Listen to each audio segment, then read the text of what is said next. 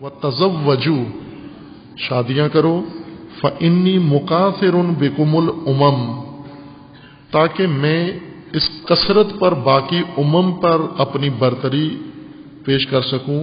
ایک روایت میں ہے کہ میں فخر کر سکوں دوسری امتوں پر۔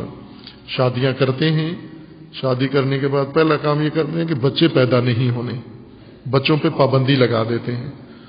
شادی کا ایک مقصد تولید نسل ہے، نسل بڑھانا، ذریت بڑھانا، اولاد زیادہ پیدا کرنا، اور اگر یہ کام نہیں کرتے شادیاں کر کے، اسی کا نام شہوت رانی ہے، پیچھے صرف شہوت رہ جاتی ہے زوج و زوجہ کی آپس میں، اگر بچے پیدا نہیں ہونے دے رہے۔ ایک غلط چیز جو ذہنوں میں ڈال دی گئی ہے، دوسروں نے ڈالی ہے، اور دوسروں کی دیکھا دیکھی یہ چیز کثرت سے مومنین کے اندر رواج پکڑ چکی ہے کہ بچے پیدا نہیں ہونے دیتے، اور وہ بھی تو ایک یا دو، اس پر اکتفا کر لیتے ہیں۔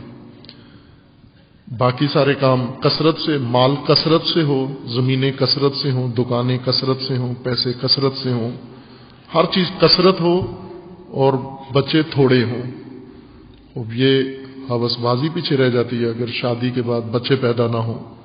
شادی کے بعد بچے پیدا کرنا ایک مقصد ہے شادی کا، ورنہ تو جانوروں کی طرح، جس طرح جانور ہیں کہ ان کا ایک نیچرل پابندی ہے ان کے اوپر کہ جب بچے پیدا کرنے ہوتے ہیں تو قربت کرتے ہیں جانور آپس میں، شہوت کے لیے کبھی کوئی جانور کی طرف نہیں جاتا۔ آپ نے نہیں دیکھا ہوگا کبھی، جب بچوں کی ضرورت پڑتی ہے تو وہ نر مادہ آپس میں قریب ہو جاتے ہیں۔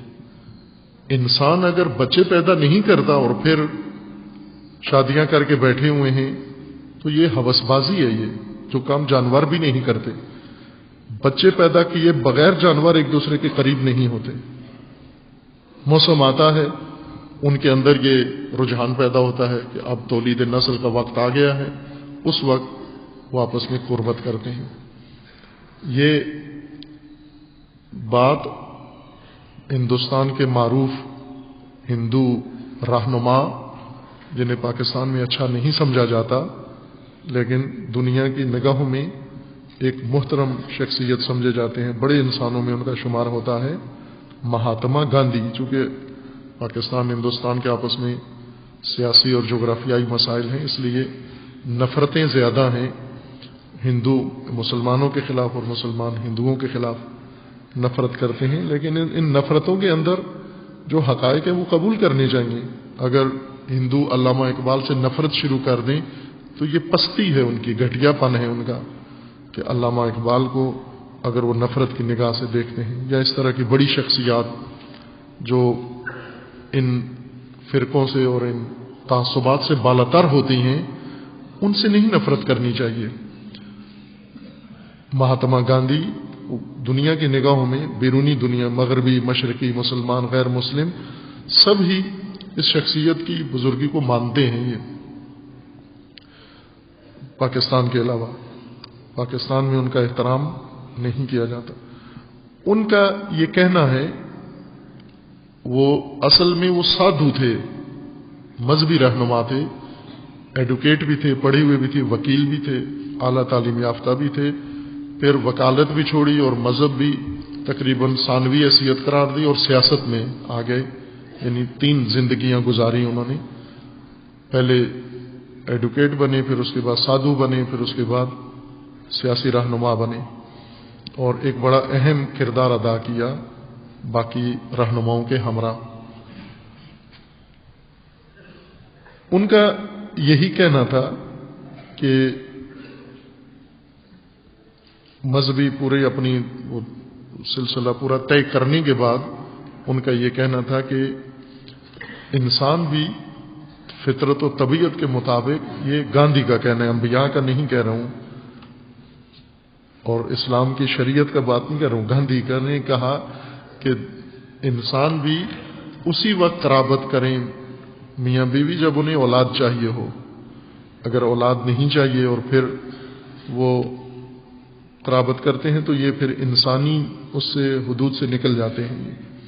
یہ ان کا کہنا تھا. بہر کیف رسول اللہ صلی اللہ علیہ وآلہ وسلم کا فرمانا ہے کہ شادی کرو اور کثرت سے اولاد پیدا کرو. رسول اللہ فرماتے ہیں اگر شادی نہیں کرو گے مجھ سے نہیں ہو، مجھ سے کوئی تعلق نہیں ہے، فلیس منی. اور ہم راضی ہیں، ٹھیک ہے رسول اللہ سے کوئی تعلق نہ ہو، حکومت سے تعلق ہونا چاہیے، وزیر اعظم سے ہونا چاہیے، تھانے دار سے تعلق بے شک قائم رہے. رسول اللہ سے کٹتا ہے تو کٹنے دو، ہمیں کیا پرواہ ہے. جو بھی شادی کی عمر کو پہنچ چکے ہیں اور شادیاں نہیں کر رہے یا ماں باپ ان کے نہیں کروا رہے، رسول اللہ فرماتے ہیں مجھ سے نہیں ہے، یہ خاندان پورا مجھ سے نہیں ہے. اور خاندان پورا راضی ہے، ٹھیک ہے رسول اللہ سے تعلق کٹتا ہے تو اس میں کیا مسئلہ ہے. باقی تو گاہکوں سے تو ہمارا تعلق قائم ہے، کاروبار سے تعلق قائم ہے، باقی چیزوں سے مال دولت سے تعلق قائم ہے. اور رسول اللہ فرماتے ہیں کہ جب شادی کرتے ہو تو اولاد بھی پیدا کرو کثرت سے تاکہ میں فخر کروں. رسول اللہ مباحات کریں مومنین کے اس کثرت پر.